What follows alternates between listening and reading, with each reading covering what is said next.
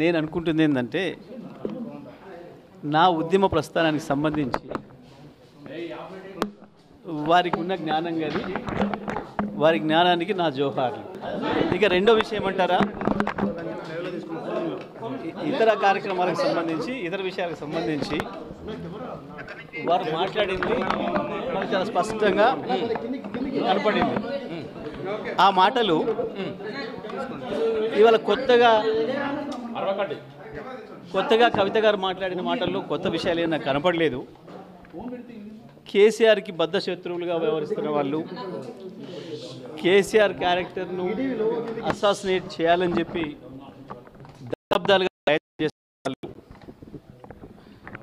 బీఆర్ఎస్ను ఖతం చేయాలని చెప్పి ఆలోచిస్తున్న వాళ్ళు, ప్రయత్నం చేస్తున్న వాళ్ళు, దాంట్లో ముందరగా ఉన్న రేవంత్ రెడ్డి, రాధాకృష్ణలు నా గురించి ఏం మాట్లాడినరో ఏం రాసినరో గవే మాటల్ని మళ్ళీ వెళ్ళవేసే ప్రయత్నం చేసినందుకు ఆమెకు నా సానుభూతిని తెలియజేస్తా ఉన్నా. అంటే కవిత వెనకాల రేవంత్ రెడ్డి ఉన్నారంట.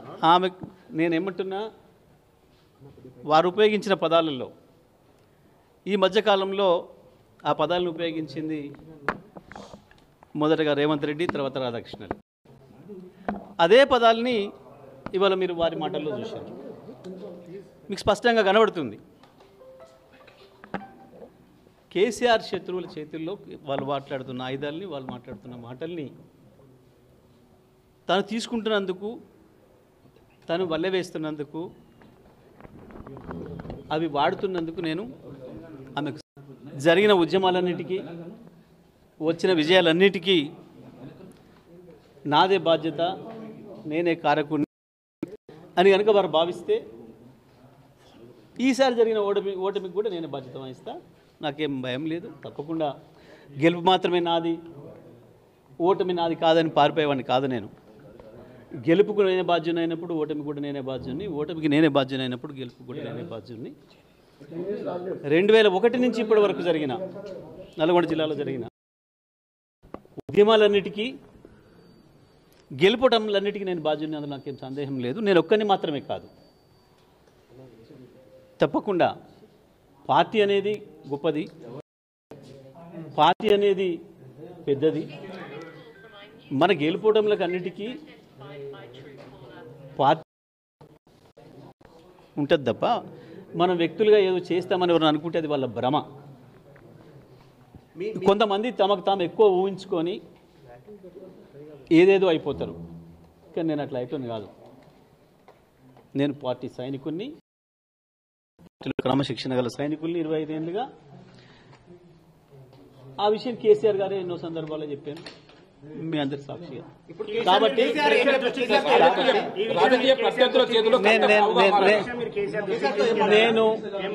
నేను కేసీఆర్ గారిని ఈ మధ్యకాలంలో దాదాపు ఒక 50 సార్లు కలిసిన, ఒక 15-20 రోజులు పూర్తి కాలం గడిపిన. ఏ ఒక్క మధ్యన ఈ చర్చ రాలే, ఈ ప్రస్తావన రాలే. నేను అదే విషయాన్ని మీడియా మిత్రులు అడిగినప్పుడు చెప్పిన, ఒక సెకండ్ కూడా మా మధ్యన ఈ చర్చలు రాలేదు. అందుకే మీరు ఆమె గురించి ఏమడిగినా అది వృధా తప్ప ఇంకోటి కాదు. నిమిషం సమయం కూడా మేము దాని గురించి కేటాయించలేదు, నిమిషం సమయం కూడా వృధా అనే మాట చెప్పిన తప్ప నేను ఇంకోటి చెప్పలేదు. కేసీఆర్ దగ్గర నేను ఏం మాట్లాడిను అది రాలేదు కాబట్టి చెప్పిన. నేను దాంట్లో ఏం పెద్ద ఆశ్చర్యమేం లేదు, దాంట్లో మాట్లాడకూడదు ఏం లేదు, లేకపోతే అన్పార్లమెంటరీ లేదు, ఇంకొకటి లేదు. కేసీఆర్ గారి గురించి వెళ్ళి కేసీఆర్ దగ్గర మేమేం మాట్లాడినాం అదే చెప్పినాం. బనకచెర్ల గురించి మాట్లాడినాం, కాళేశ్వరం నీళ్ళ గురించి మాట్లాడినాం, ఎరువుల గురించి మాట్లాడినాం, దెబ్బతింటున్న వ్యవసాయ రంగం గురించి మాట్లాడినాం, ఎట్లా కాపాడుకోవాలి నీళ్లను, గోదావరిని, బనకచెర్ల విషయంలో ఎట్లా ముందుకు పోవాలి, ఏ రకంగా దాన్ని ఆపాలి, ప్రజా ఉద్యమాల పట్ల ఎట్లా నిర్మాణం చేయాలి, కోర్టుల ద్వారా ఎట్లా ఆపాలి, గీ తపన తప్ప, మాకు గీ ప్రయత్నం తప్ప కేసీఆర్ గారి దగ్గర ఇంకా ఏ చర్చ రాలేదు. కాబట్టి నేను ఎక్కడన్నా ఒక 2 సందర్భాల్లో విలేకరుల మిత్రులు అడిగినప్పుడు అదే మాట చెప్పిన. నేను ఒక్కసారి మాట్లాడినా, 100 సార్లు మాట్లాడినా, మీరు 1000 సార్లు ప్రశ్న వేసినా నా సమాధానం ఒక్కటే. కేసీఆర్ గారిని నేను ఇప్పట్లో కలిసిన సందర్భాలలో ఏ ఒక్క రోజు కూడా మాకు వ్యవసాయ రంగానికి సంబంధించి గోదావరి జలాలకు సంబంధించి బనకచెర్లకు సంబంధించి కాళేశ్వరం జలాలను నీళ్ళ పొలాలకు ఇచ్చే సంబంధం గురించి రైతుల సమస్యలు ప్రధానంగా ఈ మధ్యకాలంలో రైతులు ఎదుర్కొంటున్న ఎరువుల సమస్య గురించి గివి తప్ప రాజకీయ విషయాలు మాట్లాడారు. కేసీఆర్ లేకపోతే కవిత లేరని చెప్పి మీరు చేసిన కామెంట్స్ వల్ల ఇంత జరిగింది అంటున్నారు. కేసీఆర్ లేకపోతే ఎవరూ లేము, అందులో సందేహం ఏముంది, దాంట్లో పెద్ద ఆశ్చర్యం ఏముంది, దాంట్లో ఏం పెద్ద పొరపాటు పదం ఏం లేదు కదా. అంటే ఎమ్మెల్సీ కవిత సూర్యాపేటలో మీ గెలుపు కూడా చావు తప్పి కావచ్చు, కొంతమంది అసలే గెలవలేదు కదా, దాని గురించి లేవుతారు మరి.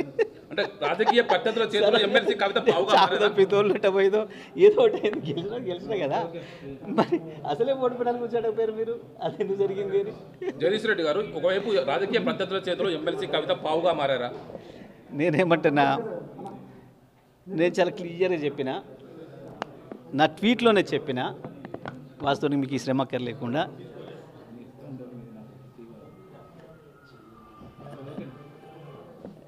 రేవంత్ రెడ్డిలు రాధాకృష్ణలు ఈ మధ్యకాలంలో నా గురించి మాట్లాడిన పదాల్ని మరొకసారి వల్లవేసే ప్రయత్నం, వారికి సానుభూతిని తెలియజేస్తున్నా అని చెప్పిన. It is very clear.